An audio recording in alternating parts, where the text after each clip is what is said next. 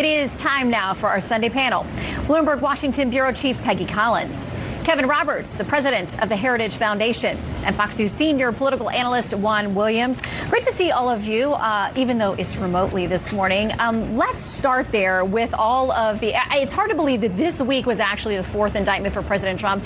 It seems eon to go, but because it was Monday. But the truth is, this is now ramping up. We're waiting to see him turn himself in for processing. I talked to Asa Hutchinson, the former governor, who, by the way, says this morning he's made the thresholds to be on the debate stage, and that he says, by the way, he'll sign the pledge. I asked him about that Friday. It didn't seem like he was clear on that, but he says yes. It sounds like he's going to say because he thinks President Trump is not going to be the nominee. But I asked him, as a former federal prosecutor, all of these cases going on, trying to run for president, how do you manage this? Here's his assessment. No, and that's the reason he should, for the good of the presidency and our country, step aside. But you know he won't. Well, he won't, but he should. So those in Iowa, those in New Hampshire, probably Super Tuesday states, are going to have to vote with all of this cloud over someone who's currently the front runner. This puts the voters in a terrible position. They're going to have to make a decision. Our democracy is counting on them to get it right. But our poll shows us that he is leading, Peggy, by 37 points against the next contender, Governor Ron DeSantis. So it seems like voters have already baked this into their decision. That's right, Shannon. So we've seen since the first case was filed against Trump in March in New York that his lead has only grown. But it's important to understand that that is among his base and primary voters in terms of who could turn out for the president. And to note that DeSantis has had some struggles along the way. And this debate coming up on Wednesday is going to be a chance for DeSantis to show whether or not some of the changes he's made in his campaign and at his PAC have actually steadied his case to be president. But as you said, Trump's base has rallied around him when it comes to his legal battles, and he's really combined his legal battles with his effort to become president again. Well, interesting this morning, there's a deep dive in Politico that talks about the other legal story that we've been following, and this one is with Hunter Biden.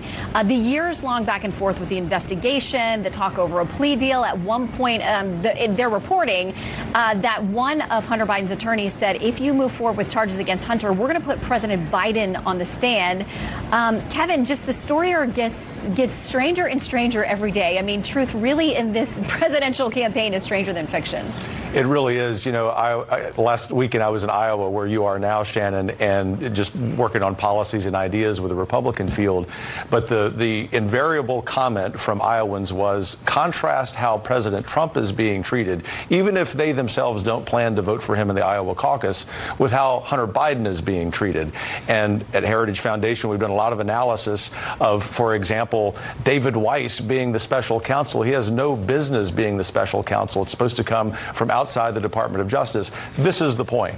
In every single aspect of the Hunter Biden story, he's being treated with kid gloves, while the former president of the United States, I think, in terms of the legal trouble that he is in, almost it seems as if that we're living in a banana republic.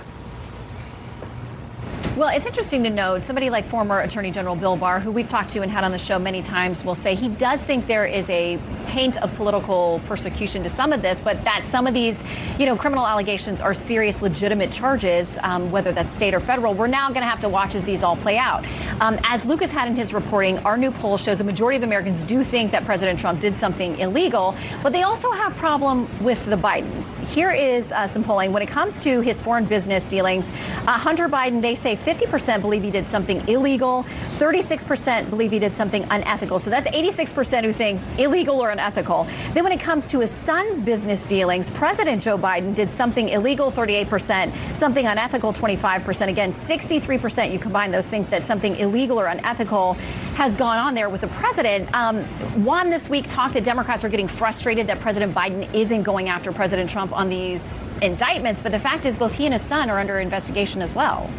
Well, that's right. I mean, but it's not clear to me that the current president's wayward son and whatever he did, and he may have done something not just wrong but illegal, but it's not as compelling to Democrats as what the former president has done. There's a difference. There's nothing that directly ties any of Hunter's potential wrongdoing directly to President Biden. And, all of Trump's... Well, as you know, there are Republican members on the Hill who disagree with that. They've yet to come forward with the concrete links, but that's their whole argument, is that it's not just a first son. It's somebody that potentially involves the president as well. We'll wait and see as those investigations continue. Right, but your point is well taken, that they have yet to come forward with any such evidence. And so there's a difference between saying that you've got a troubled child in your family, that might even generate some sympathy for parents in this country, but I think there's a big difference between that and saying, oh, gosh, this man's been indicted 4 times, and he has a lot of behavior, whether it's the claiming that the 2020 election, falsely claiming that it was stolen, the lies that he tells this week using the term riggers, in a very racist manner. This can turn off voters. So when you go back to those polls, there are some voters who are committed to Trump, but apparently even in that high number that he currently gets among GOP primary voters, there's some that might be peeled off, and I think that's what we're going to see going into the debate. Okay, so in the meantime, President Biden's re-election campaign is underway. Our polls also show us he's underwater on nearly every issue out there, from the economy and inflation to the border to foreign policy. He's got an uphill battle to convince voters. And in fact, a majority of Americans actually think, I want to put up an economic poll here, they think Bidenomics, which the campaign is embracing, they think it's actually made things worse, the majority of Americans.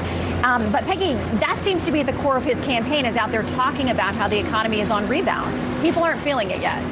That's right, Shannon. And at Bloomberg, we've been really tracking the feelings, particularly in the middle class. And what we're seeing is that while the economy has held up, the labor market has held up, Americans don't feel like the economy is in a better place, because a number of the things that they spend money on a daily basis, like food, gas, car insurance, they have all gone up. And that is what people are really responding to, that they don't feel like the economy isn't as good of a place as it was before the pandemic started. Yeah, and to back that up, another poll here asking people, what is the problem for your family? 87% say grocery prices, 85% say gas prices, 81% say utility costs. So not good numbers for any president, Republican or Democrat, heading into re-election. But let's talk about the debate, because that's next up for all of these GOP candidates who want to get to that head-to-head. I want to go around. Kevin, let me start with you. Who needs to have a breakout moment, and who do you think is capable?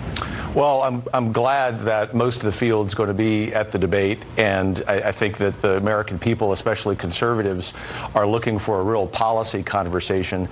Obviously, Governor DeSantis, given the expectations, perhaps unfairly high, for a first-time presidential candidate, needs to have a good debate. I anticipate that he will. But actually, this is a really strong field, and I would think that Senator Tim Scott, Ambassador Haley, which, of course, who will be joined by several people, will all do well. This is the point, Shannon. As a movement conservative my entire life, leading the Heritage Foundation, what we're looking for is every single one of those candidates to prosecute the case against President Biden, but to talk about an ambitious and aspirational vision for the American future. There's a reason this song by a first-time artist, Rich Men North of Richmond, has struck a nerve, and it's because the American people realize there's something wrong with American society, and they're looking for the next man or woman, the next generational leader, not just of conservatives, but of Americans. We must see that on Wednesday night.